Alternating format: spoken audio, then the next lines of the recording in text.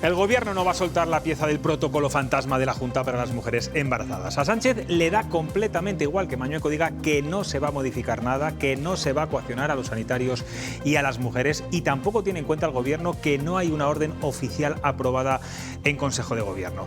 Sánchez ha visto la solución para desviar la atención a sus errores, sobre todo con la ley del solo sí es sí, y sobreactuará y alargará esta polémica si puede hasta las elecciones municipales. Y en medio de todo este revuelo, Vox se hace la víctima y se ve con poder para adelantar su precampaña electoral y cargar contra el PP.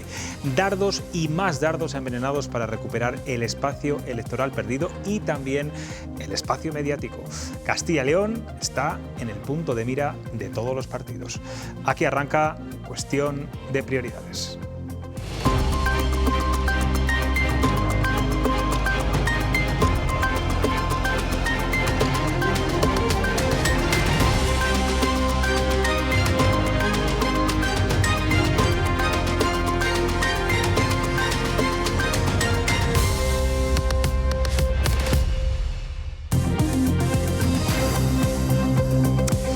¿Qué tal están? Buenas noches. Crece la tensión entre PP y Vox y entre la Junta y el Gobierno central por el protocolo para mujeres embarazadas inexistente en Castilla y León.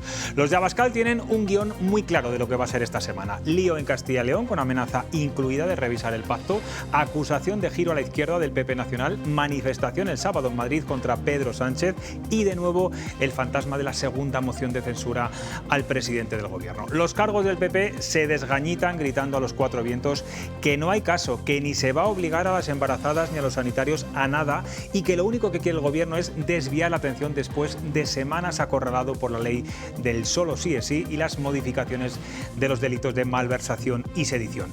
Encuentro muy frío el de hoy entre Mañueco y la ministra Darias en Salamanca, no es para menos tras la decisión del Gobierno central de dar el paso previo para llevar a la Junta al Constitucional si aprueba el plan contra el aborto que, como ya hemos dicho, de momento no existe. Vamos, que se habla mucho estos días de la borrasca Fien que asola a media España, pero la tormenta política está bien focalizada aquí en nuestra tierra, en nuestra comunidad. Hoy Vox ha sacado la patita, pero luego la ha vuelto a esconder. El secretario general de este partido agitaba a primera hora de la mañana el fantasma de la ruptura en el Gobierno de Castilla y León, pero horas más tarde Espinosa de los Monteros relajaba esta amenaza y decía que revisar el pacto no es lo mismo que romperlo.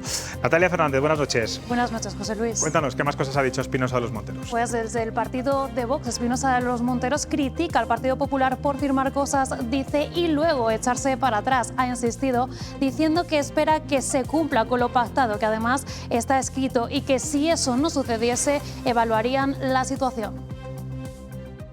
Espero, como digo, que Castilla y León en su gobierno se atenga a lo que hemos pactado.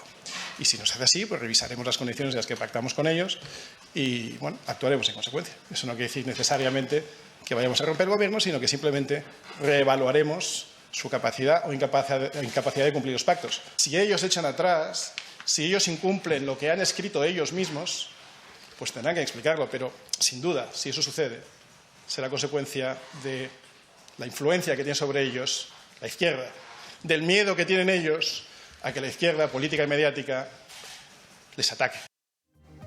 Bueno, hoy al portavoz de la Junta le han preguntado por las declaraciones que ahora vas a contar, que pronunciaba esta mañana el señor Garriga, pero no ha querido entrar en confrontación con ningún partido.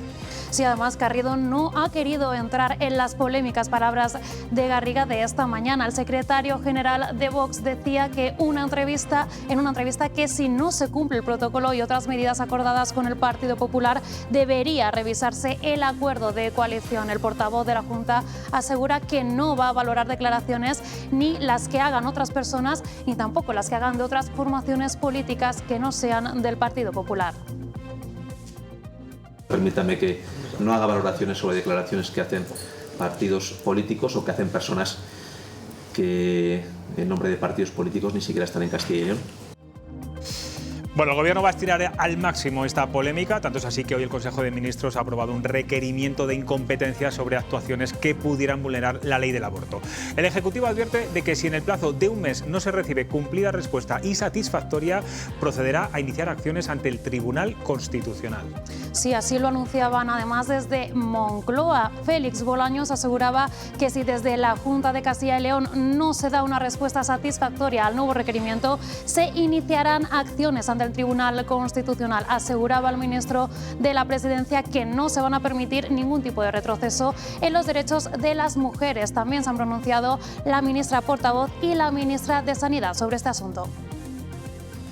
Requerimiento de incompetencia, porque están extralimitando las competencias que tiene el Gobierno de Castilla y León. Y es un requerimiento también para que cesen en la vulneración de derechos de las mujeres y libertades de las mujeres. Es una aberración lo que está ocurriendo, es una absoluta tropelía, tanto en el fondo como en las formas, y es esto lo que está combatiendo el Gobierno de España. Miren, lo que está el Gobierno de España es tomándose con la máxima seriedad la atropelía que quiere llevar a cabo la Junta de Castilla y León, y que sin duda alguna, si no hubiese sido por la reacción social, la reacción mediática, la determinación del Gobierno de España al impedirlo, no sabríamos dónde podríamos estar en estos momentos. Bueno, pues Alfonso Fernández Mañueco ha reaccionado rápidamente, primero en Twitter y después con una carta remitida al propio Pedro Sánchez. Dice el presidente de la Junta que el Gobierno lo que está haciendo es propaganda sobreactuada. Sí, el presidente de la Junta reaccionaba al requerimiento a través de un tuit dirigido a Pedro Sánchez. En él lamenta que el presidente del Gobierno haya decidido combatir con inusitada dureza un conflicto que dicta como irreal y que haya anunciado un envío de requerimientos sobre una cuestión que dice que es ficticia. Posteriormente también hacía pública esa carta también a través de Twitter que también enviaba a Pedro Sánchez. En ella, lo están viendo, explica y reitera que no habrá ninguna modificación en el protocolo de atención a la interrupción del embarazo, un protocolo que está ajustado a la legislación nacional vigente y al criterio clínico de cada caso. También vuelve a insistir en que no se obligará ni a los médicos ni a las mujeres. Mañueco insta al Gobierno a que se centre en la realidad de sus competencias. Bueno, pues Alberto Núñez Feijóo ha hablado por primera vez de este asunto y coincide con Alfonso Fernández Mañueco en que lo que está haciendo el Gobierno es un intento burdo de manipulación.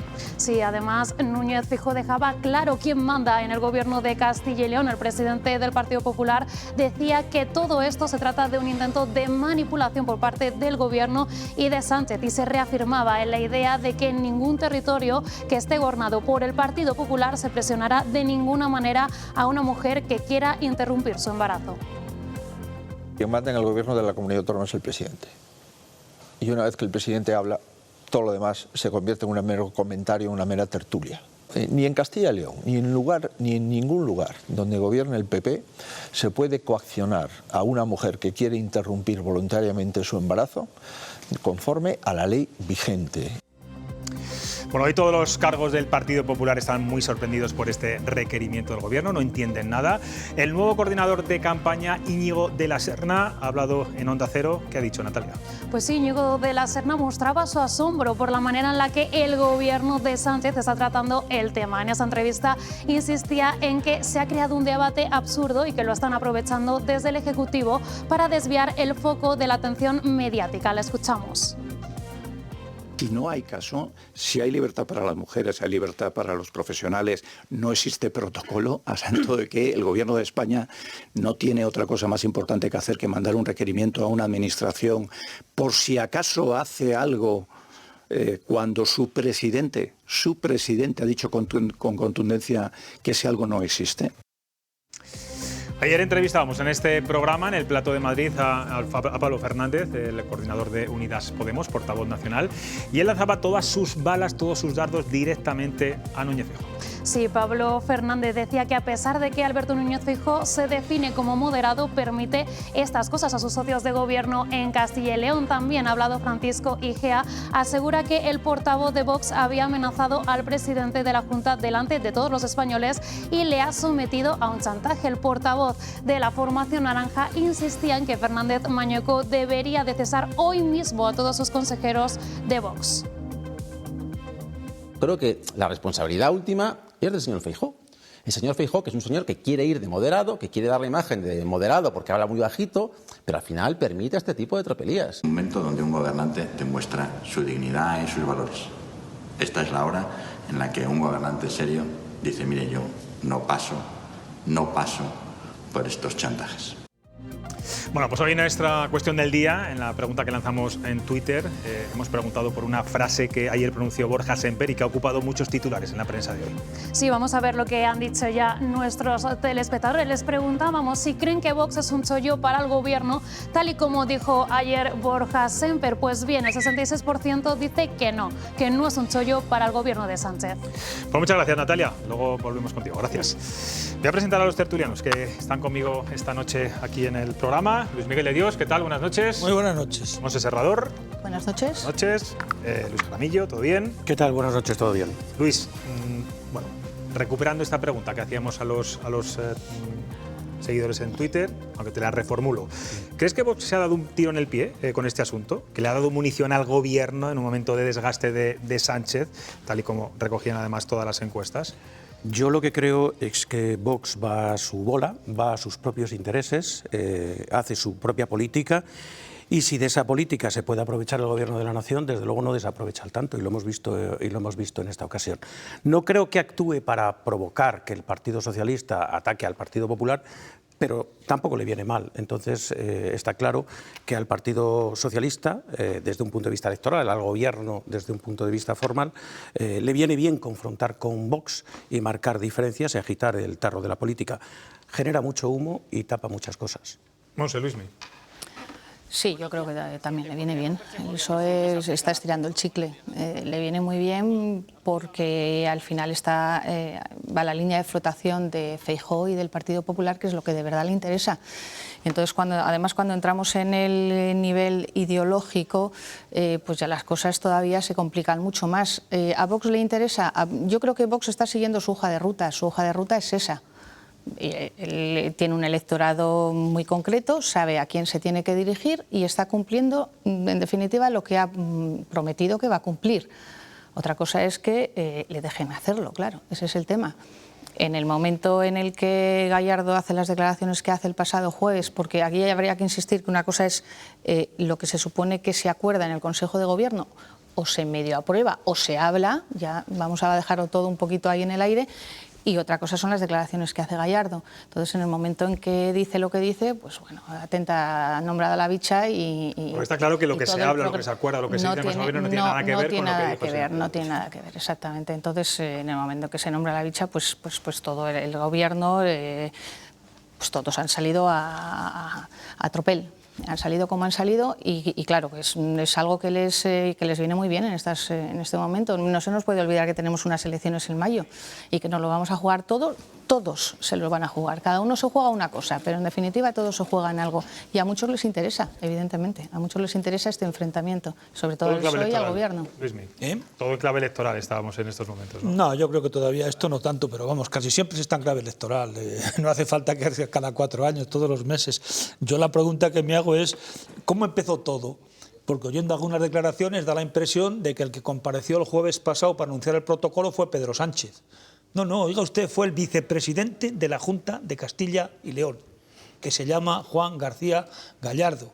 Y este fue el que dijo que se había aprobado allí. Y estaba el portavoz al lado y no hizo ningún gesto para decirle no. Bueno, aprobado nunca se ha dicho aprobado. Bueno, no se aprueba en Consejo de Gobierno. Sí, bueno, no sé si aprobado la palabra. No se empleo nunca ese término. Es más, al día siguiente ya hay una carta. Al día siguiente hay una carta oficial de la Junta de Castilla y León, del consejero de Sanidad, donde se dice que no se trató nada ni se aprobó nada en el Consejo de Gobierno. ¿Y por qué dijo que se iba a entrar en vigor el lunes? Lo dijo el consejero de Sanidad.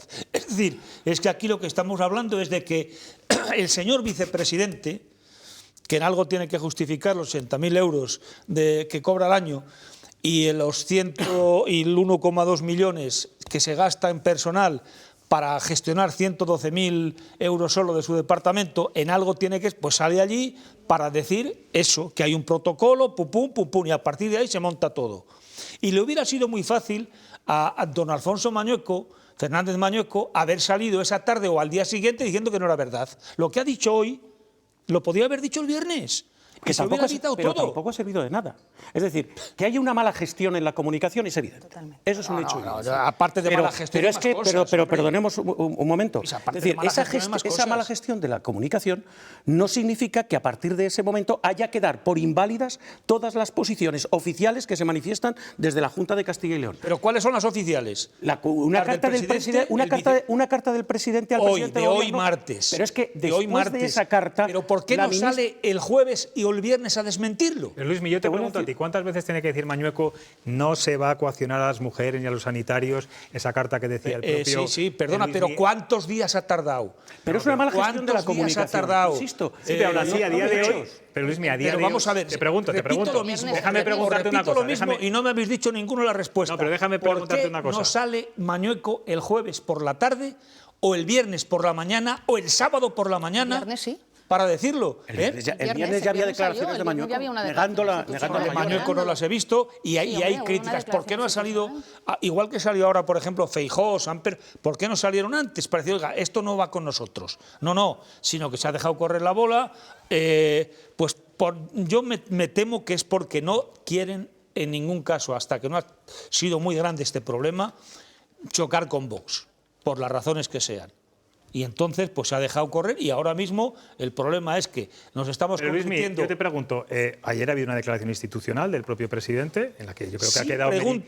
Sin preguntas, sí. Lo dijimos ayer, sin preguntas. Bueno, no, digo porque a mí es las declaraciones institucionales... Sí, pero déjame que te haga la pregunta, Luismi, no me interrumpas. Sí. Aún así, al Gobierno tampoco le vale esa declaración institucional por parte del presidente del Gobierno, que es el presidente, no es el vicepresidente. Por eso te pregunto, ¿qué crees que está haciendo el Gobierno en estos momentos? ¿Por qué no se cree ninguna versión del Gobierno regional oficial, las puedes creer, institucional? Pero a la vez un requerimiento. Mándemelo usted por escrito, el acuerdo, si es que lo hay. Y si no lo hay, se acabó. ¿Pero cuántos requerimientos preventivos ha hecho el Gobierno de España a las comunidades autónomas? Ninguno. Absolutamente ninguno. ¿Y un requerimiento sobre qué? ¿Cuántas veces se ha aprobado una ley como la de... ¿Se ha aprobado algo? Incumplimiento. Es que no se ha aprobado nada. Es que no se ha aprobado nada. ¿Por qué dicen que sí el vicepresidente? Bueno, pues estamos... Yo creo que lo he planteado desde el principio. Exactamente, sí. Mira, hoy decía Óscar Sánchez, profesor de Derecho Constitucional de la Universidad de Valladolid, tertuliano de este programa, muy habitual, decía que es extraño que el Gobierno haga un requerimiento preventivo para evitar un conflicto de incompetencia y que el conflicto ante el Constitucional se debe basar en un acto concreto y no en anuncios. Óscar Sánchez no es sospechoso de nada porque fue cargo del Partido Socialista durante muchos años. Por el PSOE, pero yo repito lo mismo. Es decir, ¿cuántas veces ha pasado lo que está pasando ahora aquí? Ninguna. Que yo recuerde, y llevo muchos años en periodismo, que un presidente pero tampoco ha pasado hasta ahora que tuviéramos un gobierno se contradicen, No, pero puede haber sido en otras cosas, claro. Pero se están contradiciendo también a nivel nacional. Luismi, hay muchas comunidades autónomas que incumplen cuestiones con el Gobierno. Sí.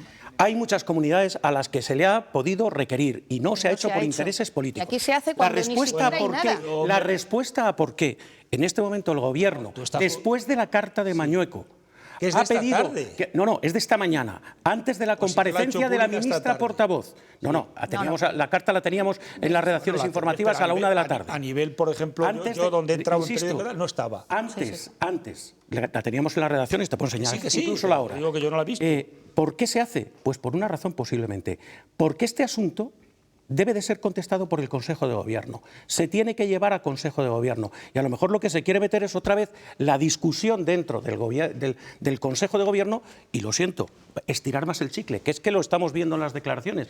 Es que esto se está estirando hasta el infinito. Yo no sé cómo se tiene que decir por activa, por pasiva y por perifrástica que a las mujeres no se las coacciona, que a los médicos no se les obliga nada, que el protocolo no se cambia, que no va a haber protocolo. Pero si es que se ha dicho, escrito, pero de ¿por palabra qué no se dijo el viernes?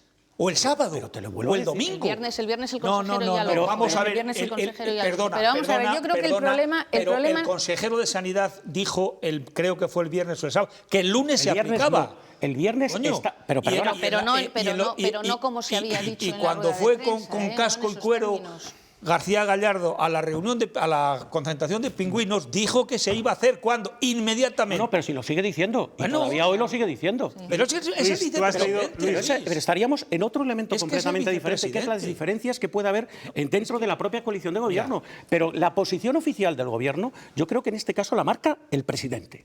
Y el presidente claro, lo ha dejado la claro. debería de marcar. ¿Y por qué no la marca el viernes? O el sábado, coño. Bueno, vamos a dejarnos de fechas. ¿Has leído cuando han pasado unos días, que has tenido en tu poder la carta del consejero de Sanidad a la consejera de Sanidad, me decías antes. Y hay 3 apartados que a mí me han llamado poderosamente la atención. Uno, en esa carta, del viernes. Viernes día 13 está fechada. Uno, está fechada y firmada, o sea, esto no está inventado.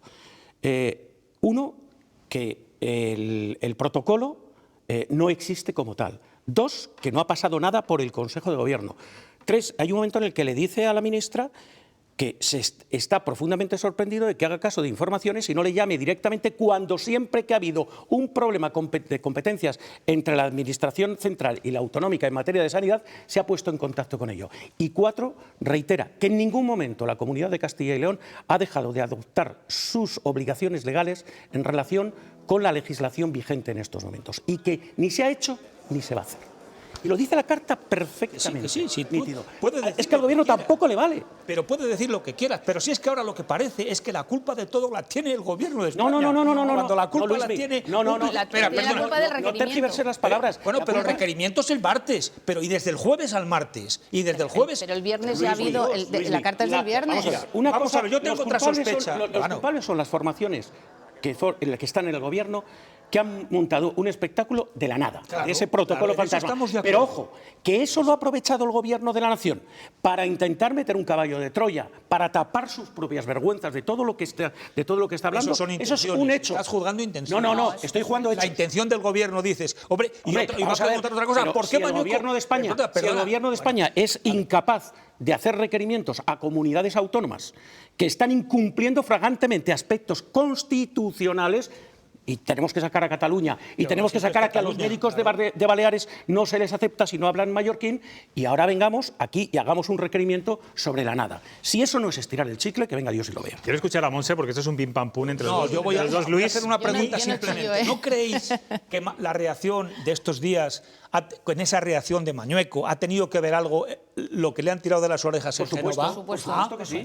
He dicho que yo soy el primero que dice... Y que a lo mejor le están diciendo... Bueno, ¿en qué líos te has metido y en qué líos nos estás metiendo? Claro, sí. Y a ver qué vais a hacer lo próximo.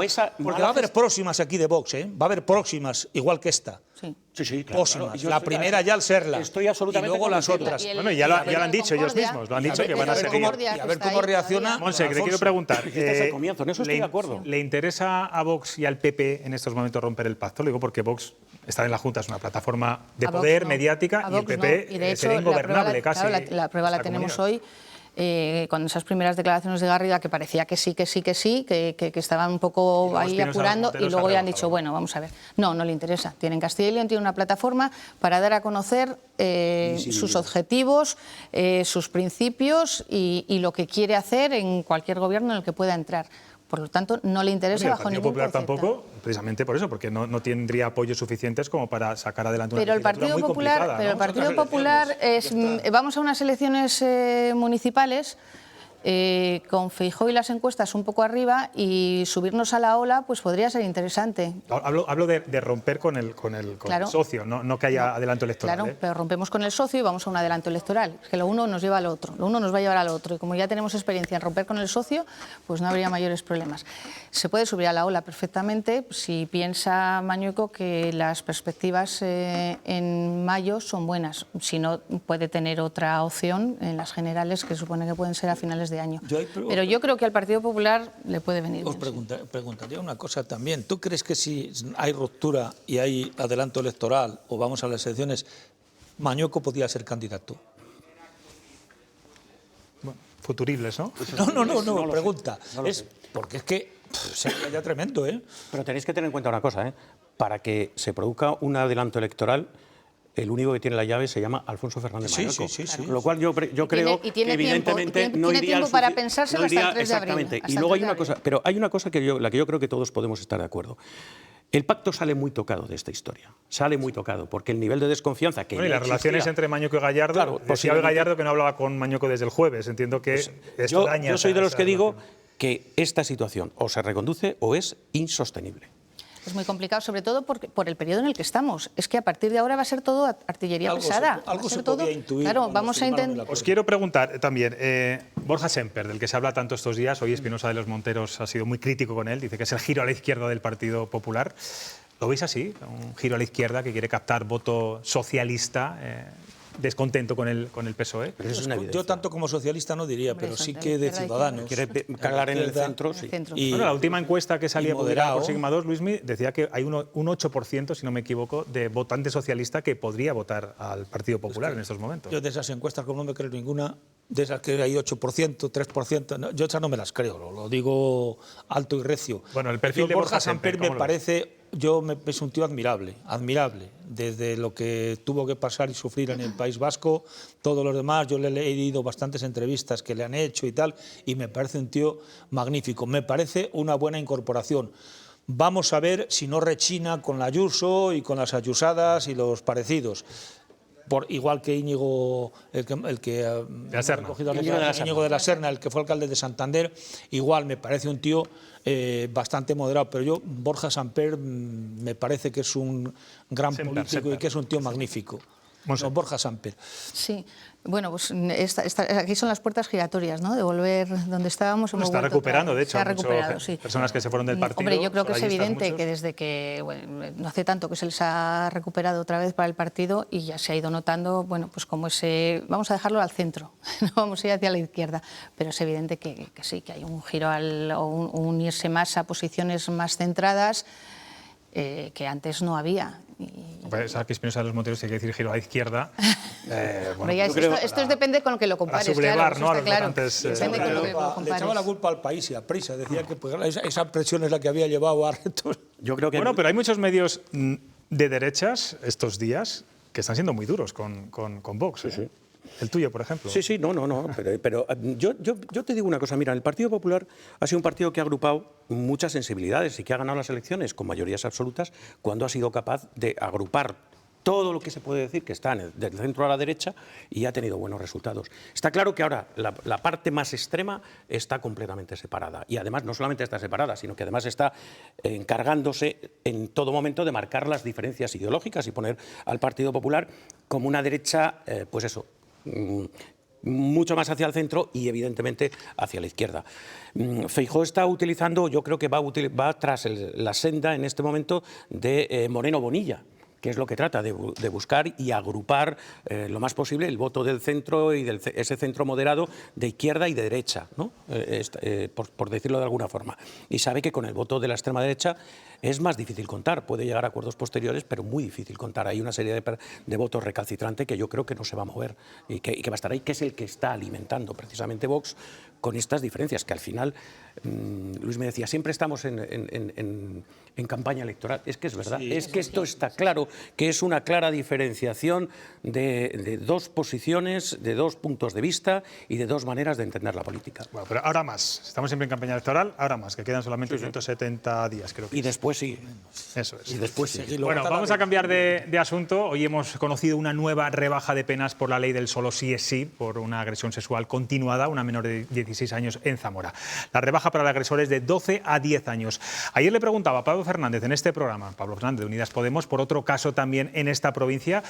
Y vamos a ver la respuesta que ha tenido, porque ha tenido mucha repercusión mediática en estas últimas horas. Hoy conocíamos el caso de una mujer en Zamora que ha tenido que huir de su localidad por miedo, tras conocer que a su expareja va a ser excarcelado por la rebaja de la pena a raíz de la ley del solo sí es sí. La estuvo amenazando incluso desde la cárcel. Es solo un caso de los casi 200 agresores sexuales que se han beneficiado de esta ley. ¿Qué le diría usted a esta mujer? que está protegida por el Gobierno de España y que la ley Solo sí es sí precisamente lo que hace es proteger a las mujeres, en primer lugar poniendo el consentimiento en el centro y en segundo lugar proveyendo a las mujeres de instrumentos y herramientas para protegerlas en todo momento. Monse, ¿qué te parece la respuesta del que es portavoz también nacional de Unidas Podemos, Pues, Pablo Fernández? me gustaría saber qué es lo que dice esta mujer ante esa respuesta de está protegida por el Gobierno de España. Es evidente que ella no se siente protegida. Es que volvemos casi a la conversación anterior y al tema anterior. Ya llevamos semanas con la ley del sí es sí, viendo cómo salen violadores a la calle y pidiendo una modificación, un actuar, una reforma, algo para que esto no suceda. ¿Se ha tomado alguna medida? ¿Se ha rectificado? ¿Se ha intentado de alguna forma legislativa, evidentemente, poner remedio a esto? No. Sin embargo, cuando todavía no tenemos el famoso protocolo y ya hemos actuado, nos ha faltado tiempo para actuar, días incluso, pues hombre, yo no creo que se pueda sentir protegida una mujer solo con que la digan está protegida por el Gobierno de España. ¿Cómo? Dime cómo, si me he tenido que ir de Zamora. Luis me mueve la cabeza. Está en la calle. No, hombre, porque comparar lo de... No, estoy comparando el requerimiento con la actuación del con la rápida actuación, precisamente por eso, porque en un tema tan sensible como es la ley del sí es sí, vamos a actuar lo antes posible. Yo hablo de actuaciones. Que estamos hablando ahora, es decir, yo me parece que la ley esta del solo sí es sí, que ha sido una cabezonada en muchas cosas de la señora Irene Montero, que tiene fallos técnicos y esos fallos es donde se están amparando algunos, me parece que sí que tenían que cambiarla. ¿Y se ha actuado? ¿Se ha actuado ya? Era un momento, no se ha actuado ya. Pues ahí está. No me has dejado acabar. No se ha actuado ya. Pero también te digo, hay muchos violadores que han rebajado la pena y muchos a los que los jueces no se la han rebajado. Con lo cual, no vamos a meter todo en el mismo saco. Y vamos a pensar que hay jueces que entienden que se puede rebajar y jueces que entienden que no. Con la misma ley. Pero desde el momento en que hay jueces que entienden que sí, y evidentemente para eso está la jurisprudencia, para que los jueces interpreten, pues habrá que hacer algo. Habrá que hacer algo con esa ley. Que no. Se esperaba la resolución del Supremo para que sentara jurisprudencia y el Supremo dijo claro que había que aplicarla a todos los casos y revisar caso por caso. Claro, para revisarlos, pero hay gente que no les ha rebajado las penas. Esta es la rémora de cuando gobiernas con gente que está en una posición mucho más extremista que la tuya.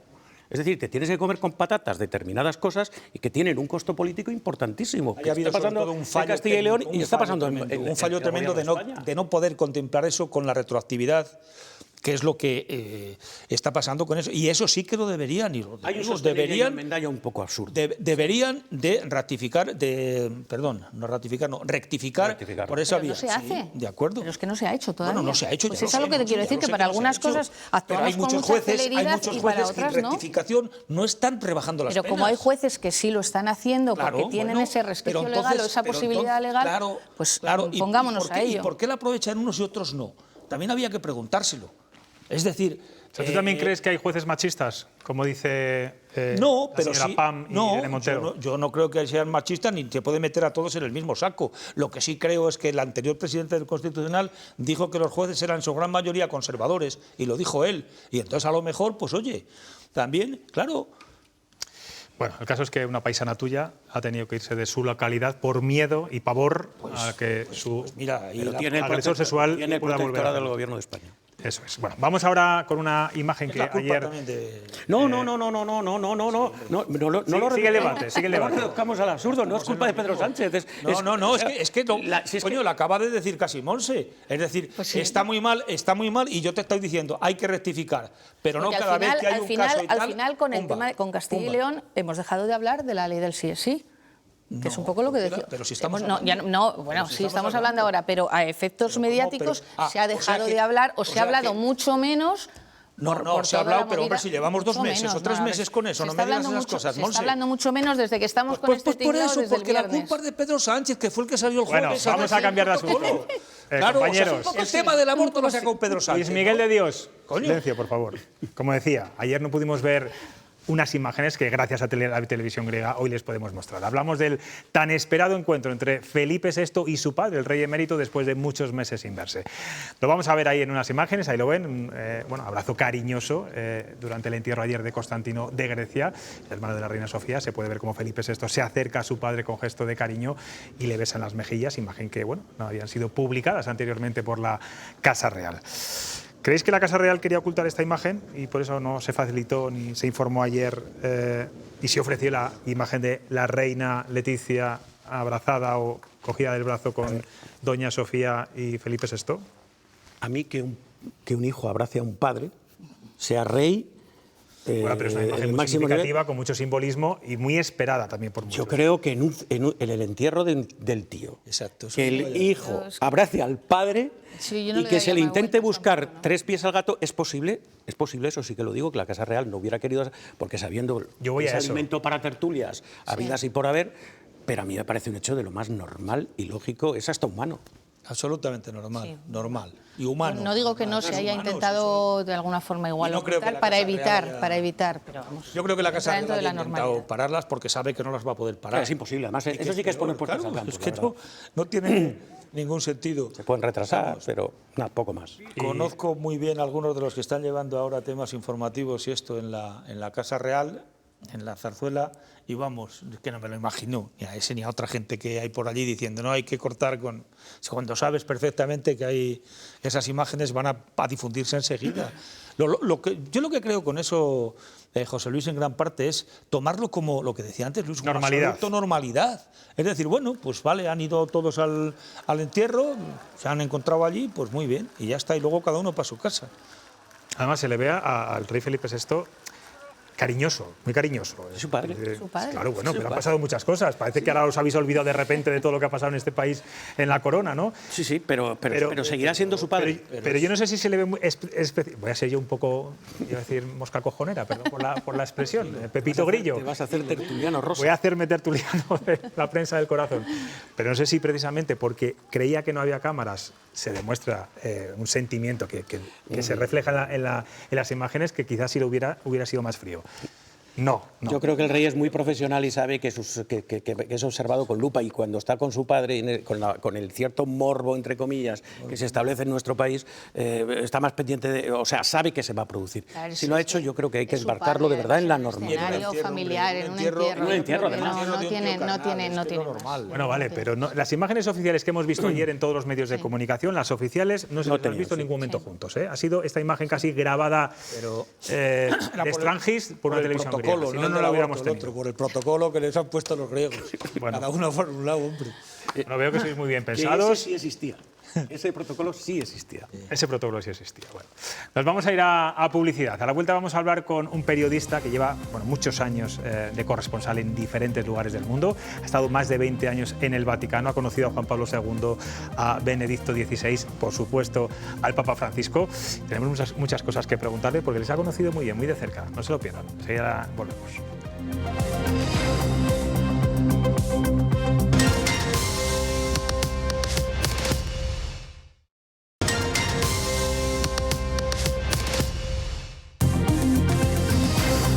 Pues seguimos en directo en Cuestión de Prioridades, son las 10:06 de la noche. El último día del año recordarán que fallecía el Papa Benedicto XVI a los 95 años. No existían precedentes de cómo organizar unas exequias a un pontífice que renunció por voluntad propia y finalmente se celebró un funeral con los máximos honores. La semana pasada se publicaba un polémico libro del que fuera secretario del Papa Benedicto que revela que la relación del emérito con su sucesor, con el Papa Francisco, no fue tan idílica como la Iglesia ha contado.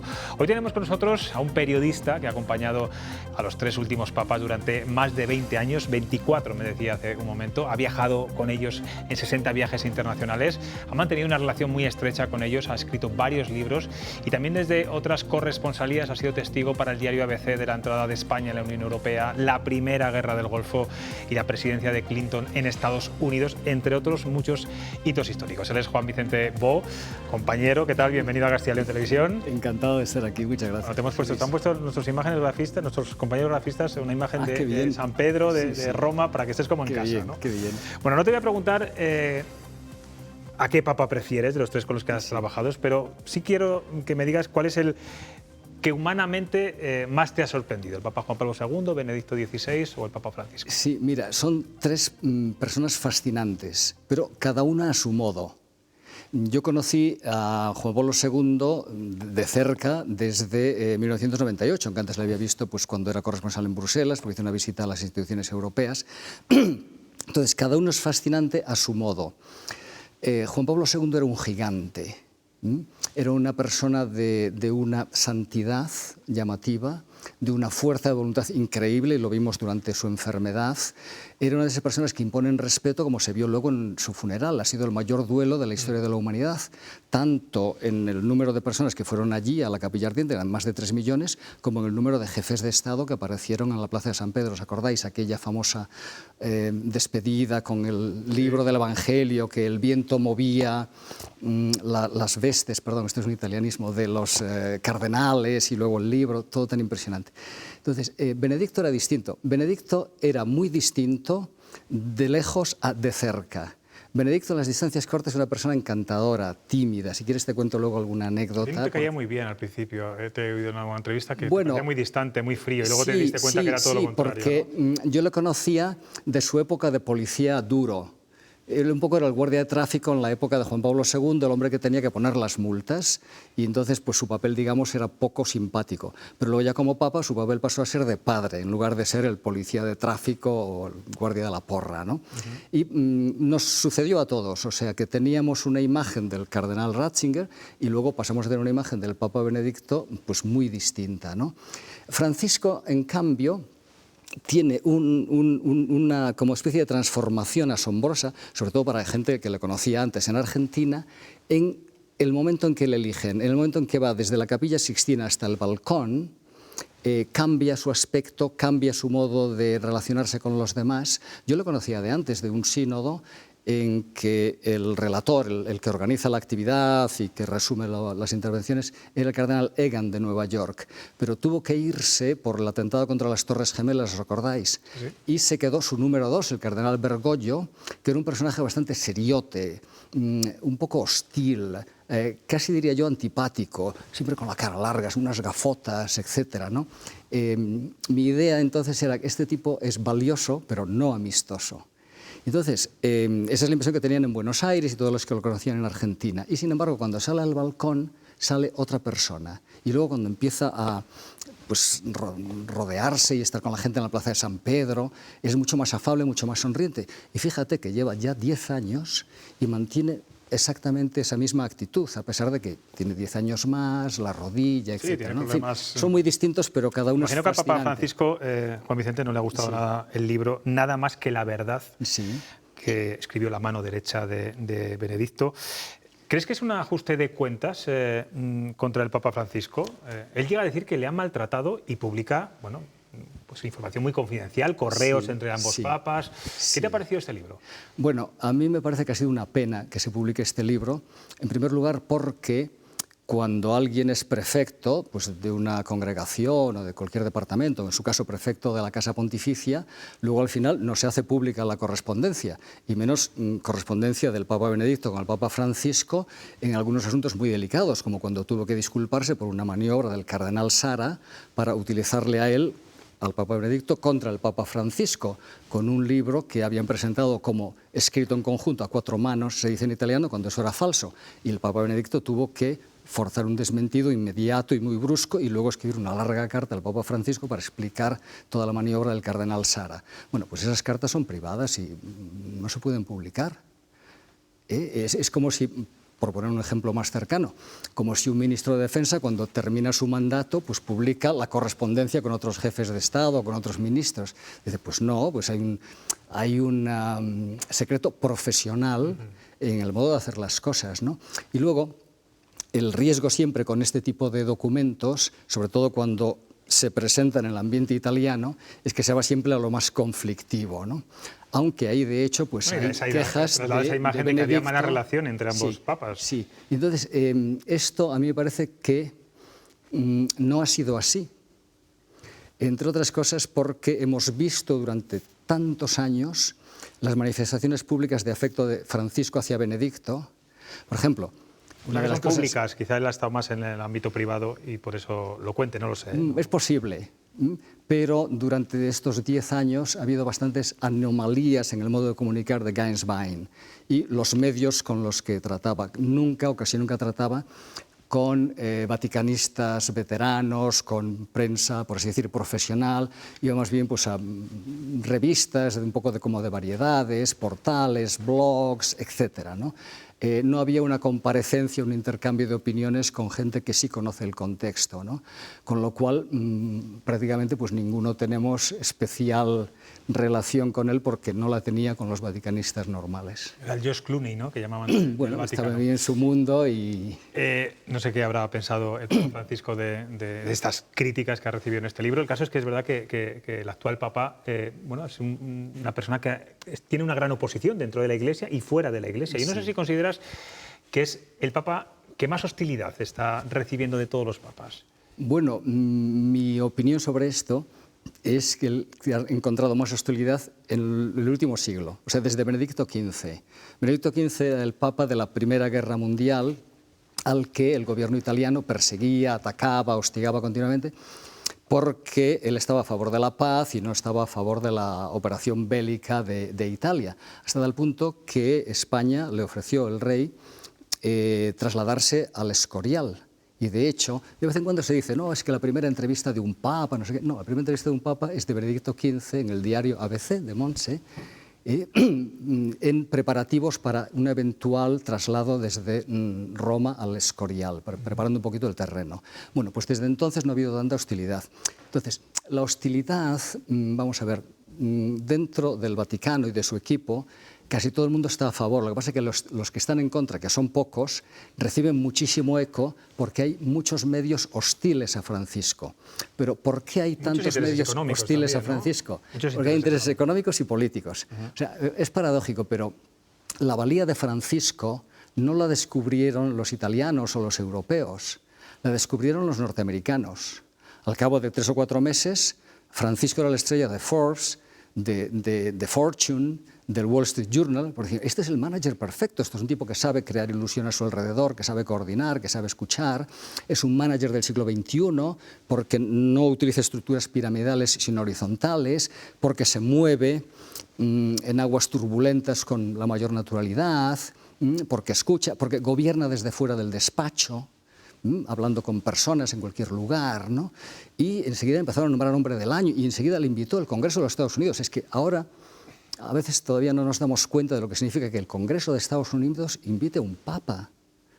Pues es un país que la mayoría pues, son episcopalianos o agnósticos o lo que sea, ¿no? Y luego un papa latinoamericano. Entonces yo recuerdo estar allí en el Congreso, yo fui durante 8 años corresponsal en Nueva York, iba al Parlamento, al Congreso de Estados Unidos de vez en cuando. Entonces ver allí este formato solemne de discurso del Estado de la Unión con los de las 2 cámaras, el Tribunal Supremo en la primera fila, militares, etcétera y demás, levantándose una y otra vez para aplaudir en pie al Papa Francisco. En la comunicación que ha llevado a cabo. Tú escribiste un libro, Píldoras para el alma, en el que recoge los tweets más importantes del Papa Francisco. Y entonces, perdona, pero esto era el prólogo a lo que sucedió después. ¿Y de dónde viene la hostilidad por la que tú preguntabas?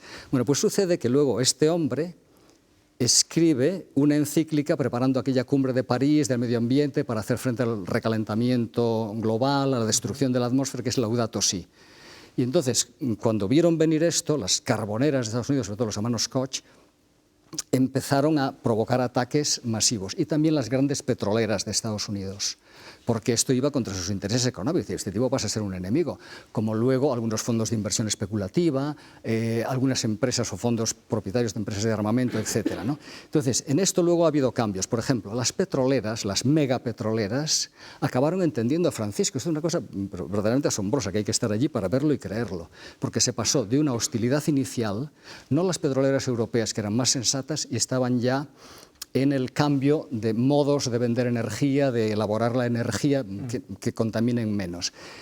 Las americanas tardaron más en darse cuenta, pero se dieron cuenta. Y entonces yo he visto 2 reuniones de las megapetroleras de ExxonMobil, de Texaco, de todas estas, con el Papa, en el Vaticano, en un encuentro organizado por la Pontificia Academia de las Ciencias, donde hay premios Nobel a mansalva, esto tampoco es muy conocido, para hablar de diversificación energética y de transición energética y pasar a ser artífices de la reprotección del planeta, como se hizo cuando teníamos el problema, ¿os acordáis? Hace tantos años, del agujero de la capa del ozono. Entonces se eliminan los clorofluorocarbonos, se hicieron 3 o 4 cosas y el agujero empezó a reducirse y ahora nadie habla de esto porque se solucionó.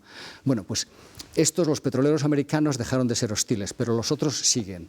Y luego hay los intereses políticos, que eso ya es otro mundo. Quiero hablar también de Benedicto XVI. Algo que no sabe mucha gente es que fue el impulsor para que se investigaran los casos de abusos sexuales por parte de la Iglesia, rompió barreras, fue incluso el primero en reunirse con las víctimas de estos abusos. Hay una frase que dijo como cardenal que removió las estructuras del Vaticano, no sé si estoy exagerando mucho, que fue aquella de cuánta suciedad hay en la Iglesia.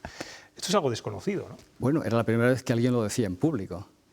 Es la primera vez que alguien llamaba al pan pan y al vino vino, porque hasta entonces había, o predominaba, lo estoy simplificando, pues una cultura muy versallesca, palaciega, donde aquí hacemos todos bien, donde aquí no hay errores, etc., ¿no? De hecho, hemos pasado, una compañera mía, que trabajaba para Kurznow, un portal americano, pasamos del dogma de la infalibilidad pontificia al de la falibilidad, cuando Juan Pablo II empezó a pedir perdón por las cosas que se habían hecho mal a lo largo de la historia, cuando Benedicto de vez en cuando pedía perdón y se disculpaba, y cuando Francisco se disculpaba montones de veces por cosas que se hacían mal, ¿no?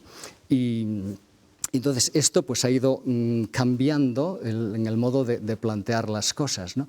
Y en este tema de los abusos, vamos a ver, el cardenal Ratzinger hacía ya mucho antes de esa frase. Este tema lo llevaba, esto es un poco técnico, perdonad, pero así es la vida, lo llevaba el departamento del clero, y eran amiguetes y protegían a sus muchachos, por hipersimplificar. Y entonces el cardenal Ratzinger consiguió de Juan Pablo II que este tema pase a la Congregación de la Doctrina de la Fe, que tiene una sección disciplinar. Entonces ya se empezaron a tratar con más seriedad. Y luego dijo esto, él perdió una batalla, esto nos lo contó después Francisco, que es la batalla contra Marcial Maciel, que perdió porque tenía muchos protectores Maciel y que luego ganó ya de papa, ¿no? Pero él empezó esta limpieza, fue cambiando la legislación, endureciéndola, y luego de papa empezó a recibir a las víctimas, que es lo mejor que se puede hacer, porque en este problema el punto número 1, como nos ha dicho Francisco muchísimas veces, es ayudar a personas que han sido heridas. Por poner un ejemplo simplón, es como si un sacerdote, un religioso, roba el coche de una persona. Oye, perdón, hasta que no le hayas restituido el coche y compensado el daño, pues no vuelve a haber paz. Bueno, pues en esto los daños son humanos y son muy fuertes, tanto que muchas personas no son capaces de hablar de su problema hasta 10, 15 o 20 años después. Entonces, la prioridad de Francisco es ayudar a las víctimas, y por eso ha recibido muchísimas víctimas en público, las ha invitado al Vaticano. Pero todo esto empezó con Benedicto en Estados Unidos, gracias a una persona que es un héroe, que es el cardenal Sean O'Malley de Boston. Él solucionó este problema en otra diócesis y después se fue a Boston, conocida por los escándalos, y empezó a llamar a todo el mundo que quisiera hablar con él. Entonces se fue a Washington cuando estaba Benedicto XVI de visita a Estados Unidos con 6 o 7 personas que dijeron, pues sí, me gustaría hablar con el Papa, y Benedicto se emocionó, y luego fue encontrando víctimas en otros lugares y acelerando este proceso que es muy importante. Quiero preguntarte por ti, Juan Vicente, también por tu labor periodística. Dices que la corresponsalía más complicada ha sido la del Vaticano. Sí. ¿Te parece más complicado hablar del Vaticano que de la OTAN, de la ONU, de Estados Unidos? ¿Por qué? Muchísimo más, verás. O sea, para mí, bueno, yo soy economista, aparte de periodista, con lo cual para mí Bruselas y la OTAN, la Guerra Fría, yo estuve allí del año 85 al 90, los últimos años de la Guerra Fría, y luego Nueva York, Naciones Unidas, Estados Unidos, etc. Son relativamente fáciles de abordar, pero la Iglesia Católica tiene 2000 años de antigüedad y hay que estar continuamente mirando al punto de partida. Bueno, ¿y esto para qué se creó? Porque si miras hacia el punto de partida, puedes llegar a la conclusión de ¿y por qué estamos haciendo esto? ¿Qué necesidad tenemos? Y se van simplificando cosas, como empezó a simplificar Pablo VI, que dejó de lado la corona, y bueno, pues así todas las cosas, ¿no? Entonces tienes que tener un horizonte histórico, tienes que mover en varias dimensiones, la dimensión temporal y luego la dimensión personal, porque en la mayor parte de los casos, en la Santa Sede del Vaticano, se trata de personas, de comportamientos de personas, ¿no? Y de la interioridad de las personas, la conciencia, el modo de comportarse en temas morales. No es nada fácil eso. Después, porque necesitas una especie de curso de historia o de arqueología o de historia del arte para explicar cosas que tienes que... Bueno, pues esto es de Miguel Ángel, ¿no? Y estás en un otro lugar y dices, bueno, ¿y esto qué es? No, pues esto es todo así, ¿no? Y luego porque el porcentaje de opacidad es mayor que en Naciones Unidas o que en la OTAN, o recuerdo cuando estaba en Hong Kong, pues es mayor, pero es lógico que sea mayor porque hay muchas cosas personales. Por ejemplo, para los nombramientos de los obispos, pues nunca se sacan los expedientes en público, los estudia muy a fondo quien tiene que estudiar, son unas ponencias así de gruesas, pero nunca se comenta nada. Este Papa la transparencia es mucho mayor. Y todo esto que añadías, que has trabajado en un periódico como es el diario ABC, entre sus principios fundacionales están los valores cristianos, que yo no sé si eso te limitaba o no te limitaba mucho, todo lo contrario, no sé. No me limitaba porque la función del corresponsal es describir la realidad, sea bonita o sea fea. Y yo nunca he tenido ningún problema con el periódico cuando daba noticias en que alguien quedaba bien y cuando daba noticias en que alguien o muchas personas pues quedaban muy mal. Y bueno, pues escándalos económicos, por ejemplo, hemos tenido muchos, una y otra vez. Sí, claro. Y entonces, pues todas las veces pues los contaba y pues a lo mejor había personas en el periódico que hubiesen preferido que fuese pues más con algodones con esto, pero no, porque cuando hay un problema hay que sacarlo, contarlo. Lo mismo el tema de las víctimas, o sea, cada vez que han aparecido indicios, los he ido contando, yo diría, según opiniones de otros, con relativa dureza. Pero es que esto hay que hacerlo así. Si no, no se soluciona. Y por eso has estado 24 años de corresponsal. Bueno, y no sé cómo he sobrevivido. Tengo aquí a 3 colegas que también te van a hacer preguntas. Luis Jaramillo. ¿Qué tal, Juan Vicente? Buenas noches. Hola, ¿qué tal? Buenas noches. A lo largo de esa dilatada vida que conoce perfectamente los intríngulis de ese complejo que se llama Vaticano, complejo en todos los aspectos, en los últimos tiempos nos hemos visto sacudidos por noticias importantes. La última, el fallecimiento de Benedicto XVI, que venía precedido anteriormente por alguna intervención quirúrgica que se desconoció y que se hizo de una manera súbita al Papa Francisco, su situación en relación con la rodilla, en esta ocasión, e incluso sus manifestaciones sobre el hecho de que él no seguiría en la silla de Pedro si la salud no le acompañaba. También se habla mucho de que qué difícil que 3 papas pudieran convivir en el interior de la Ciudad del Vaticano. Benedicto XVI acaba de fallecer, el Papa Francisco tiene una edad muy avanzada, su estado de salud, el visu, por lo menos en lo que vamos viendo, también parece muy avanzado. ¿Cabe la posibilidad de que estemos de nuevo o en un tiempo relativamente breve con otro Papa dimisionario? Yo creo que sí.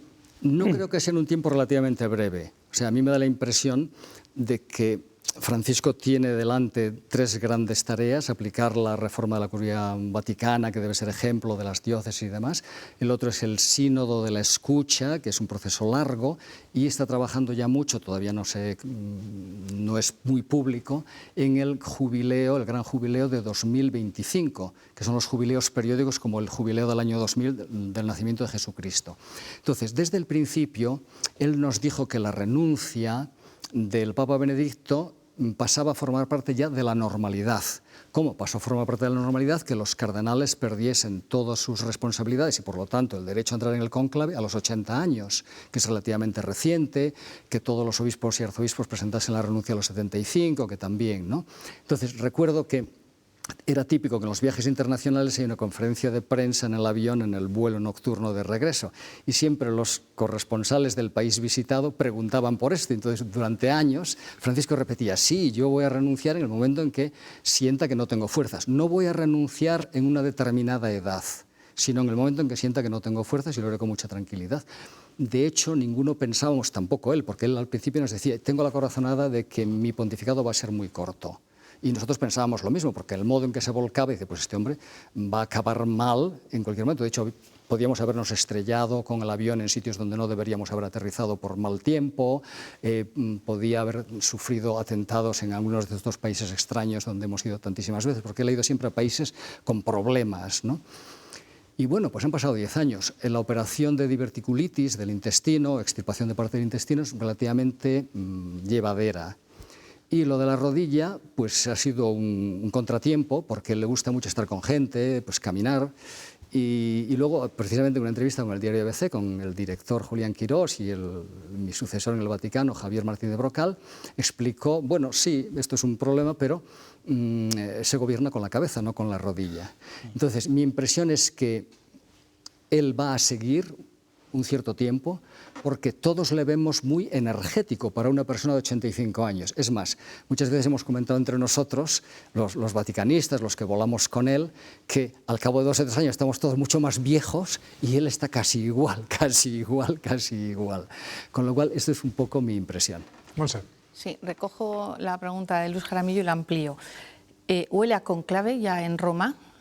¿Hay movimientos entre los cardenales y algunos mejor posicionados que otros de cara a una futura elección si se produce esa renuncia del Papa? Vamos a hablar de renuncia. Sí. ¿Y cómo sería el siguiente Papa? Porque hay quien dice que tiene que ser africano.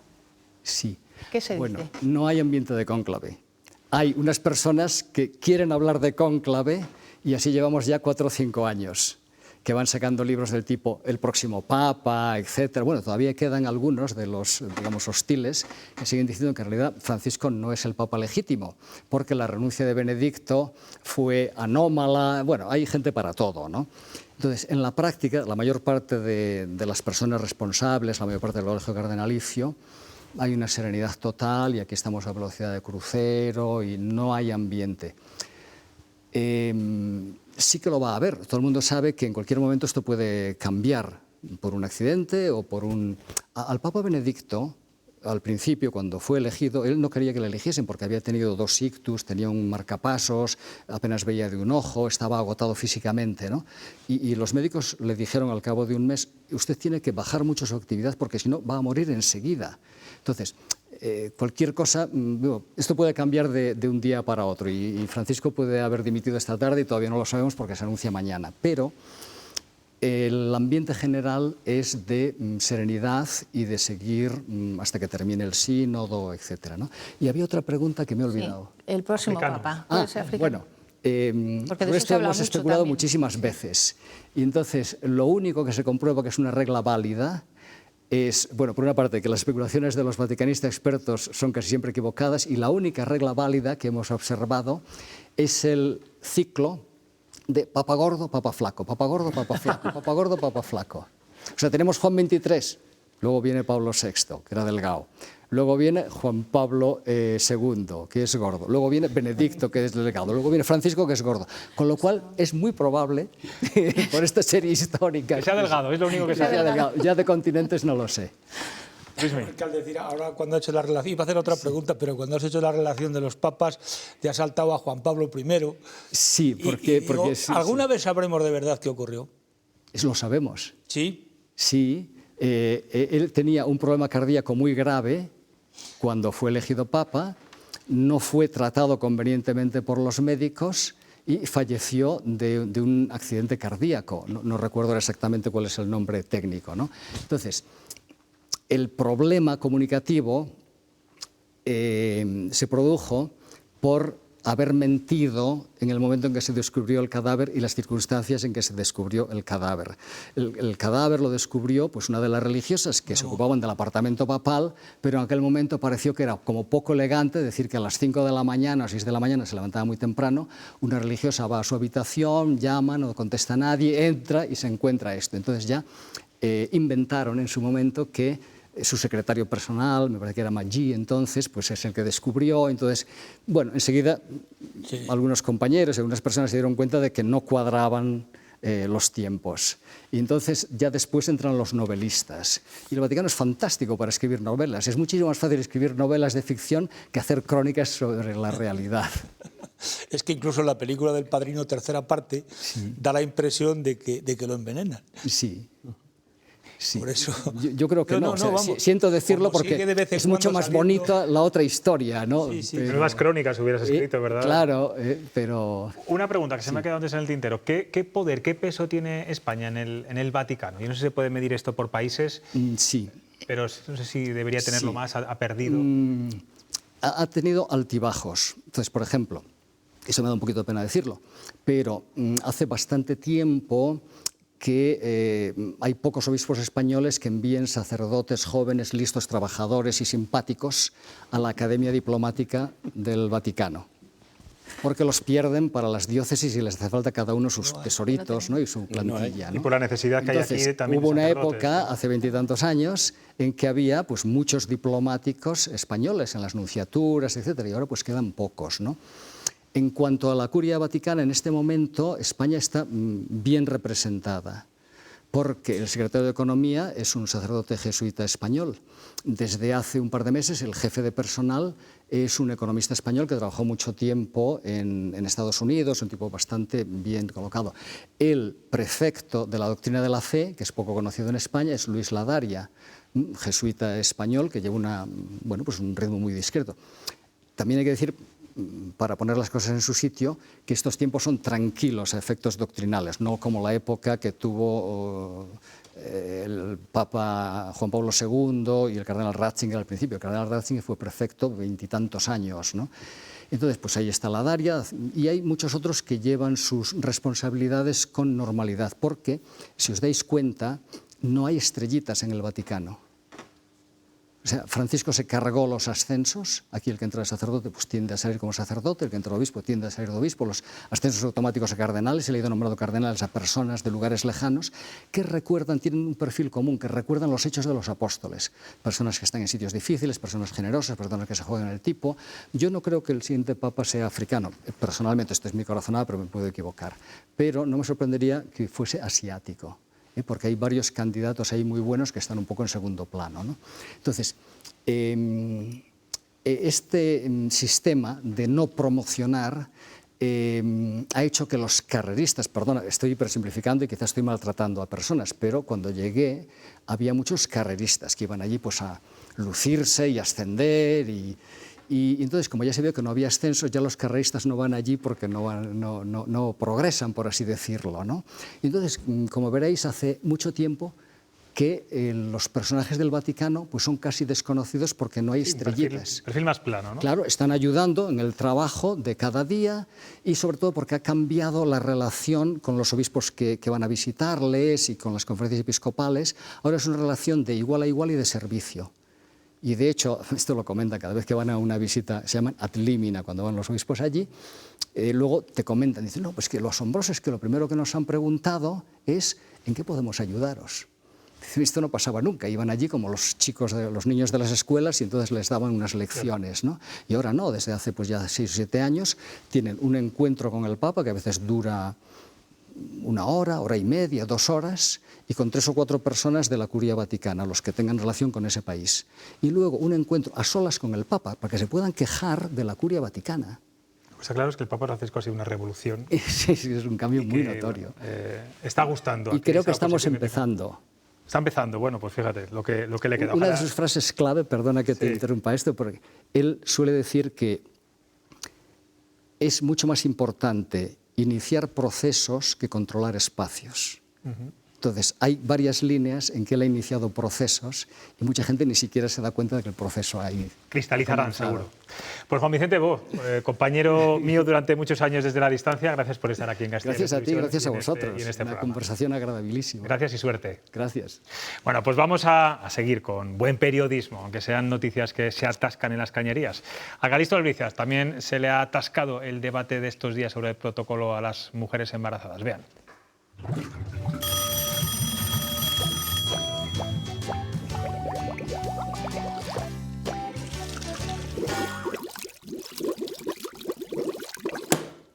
Hay cosas desconcertantes, atascando las bajantes. Parece mentira que con el silencio que hay en Castilla y León, lo que más ruido haga estos días sea un latido fetal. Ya fluye la actualidad en nuestra comunidad. Bueno, pues después de la paz que nos ha dado Juan Vicente Bo y todo lo que hemos hablado del Vaticano, nos vamos a reabrir el debate del protocolo famoso, fantasma, desconocido, inexistente, y nos vamos a despedir ya. Luis Miguel de Dios, gracias como siempre. Muchas gracias, buenas noches. Buenas noches. Muchas gracias, buenas noches. Ramillo. A ustedes les espero mañana a las 9:25. Acuérdense, empezamos ahora 5 minutos antes. Descansen y disfruten. Adiós.